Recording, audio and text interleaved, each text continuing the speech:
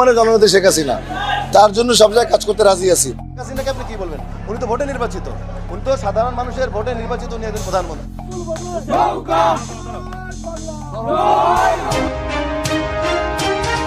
এবার লাইভে এসে কঠিন হুঁশিয়ারি দিলেন জায়েদ খান।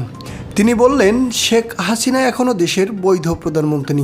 ডক্টর ইউনূস, আপনি যত দ্রুত সম্ভব ক্ষমতা ছেড়ে দিন, নয়তো 10 কোটি আওয়ামী লীগ জেগে উঠলে পালানোর পথ পাবেন না। তিনি বলেন, আওয়ামী লীগ আমার রক্তে, আওয়ামী লীগের স্বার্থে, দেশের স্বার্থে যদি আবারও আমার রাজপথে নামা লাগে আমি নামব, তবুও আওয়ামী লীগকে হেরে যেতে দিব না। আমি সেই সাথে আহ্বান করি আওয়ামী লীগের সকল নেতাকর্মীরা শক্ত অবস্থান ধরে রাখুন। খুব শীঘ্রই মাননীয় প্রধানমন্ত্রী দেশে ফিরবেন।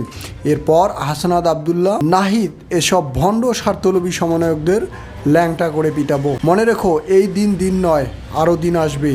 আওয়ামী লীগ হেরে যাওয়ার নয়, আওয়ামী লীগের নেতৃত্বে স্বাধীনতা এসেছি। আমরা এত সহজে হার মানব না। আমরা আবারও ক্ষমতায় আসব, তখন তোমাদের এক একজনকে ধরবো আর ল্যাংটা করে পিটাবো। কথাটা মনে রেখো। বন্ধুরা, জায়েদ খানের এই উগ্র মন্তব্য ইতিমধ্যে সোশ্যাল মিডিয়ায় অনেক সমালোচনার ঝড় বইয়ে দিয়েছে। আপনাদের কি মনে হয়? জানিয়ে দিন আপনার মূল্যবান মতামত আমাদের ভিডিওর কমেন্ট বক্সে। ধন্যবাদ।